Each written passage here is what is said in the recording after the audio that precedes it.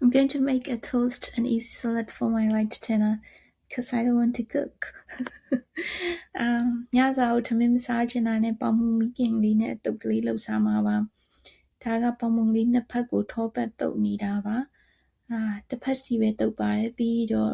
ဒါက peri peri mayonnaise ပါပုံမှန်တော့ဂျပန်ကလာတဲ့ mayonnaise ကိုပိုကြိုက်တယ်မဒီကောင်က chili လေးပါတာတော့သူ့ကိုပေါင်မုံလေးတစ်ဖက်ကိုတုပ်လိုက်ပါတယ်နှစ်ဖက်စလုံးမတုပ်တော့ပါဘူး sauce တွေအရင်များနေမှာဆိုလို့ပြီးတော့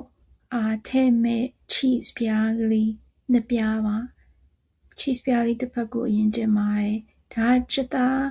သူကကင်ထားတဲ့ချက်သားပြား ready made ချက်သားပြားကလေးတွေလာတယ်သူ့ကိုစားနိုင်တဲ့လောက်ကလေးတင်ပါတယ်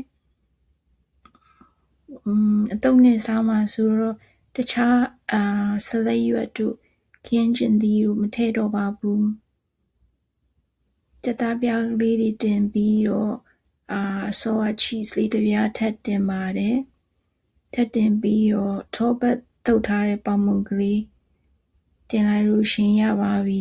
အိုးကိုအပူပေးထားပြီးတော့ပေါင်မုံကလေးတင်ပါတယ်ပြီးရင်တစ်ဖက်2မိနစ်လောက်ပဲလုပ်ရတယ်တစ်ဖက်ကိုချက်ပြီးဆိုရင်ဝက်ကိုလှန်ပါမယ်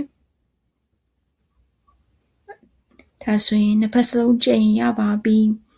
ပြီးရင်ဒါကလုံးမဲ့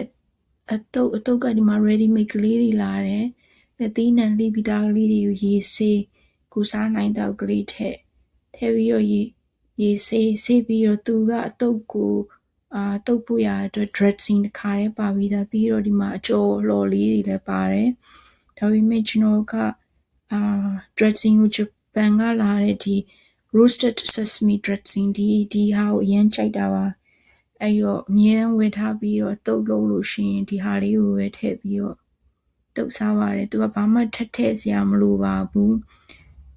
ပြီးတော့ဆောကအကျော်လော်လေးတွေထည့်လိုက်ရင်ဒါတုပ်ကလေးကလည်းပြီးပါပြီစုပေါင်းမှာ10မိနစ်လောက်ဗီဒီယိုရိုက်ပြီးစီတောင်မှာ10မိနစ်လောက်ပဲကြာပါတယ်ဒါဆိုပေါင်မူမီကင်ကလေးပါပြီးတော့တုပ်ကလေးထည့်နေတာပါအသီးလေးလည်းလှီးထားလိုက်ပါသေးတယ်ဒါကီဝီသီးလေးတွေပါသူကအနီရောင်ရဲ့စိမ်းရောင်ရဲ့ဝါရောင်ရဲ့လာပါတယ်ဒါအနီရောင်ကလေးပါဒါညစားပါ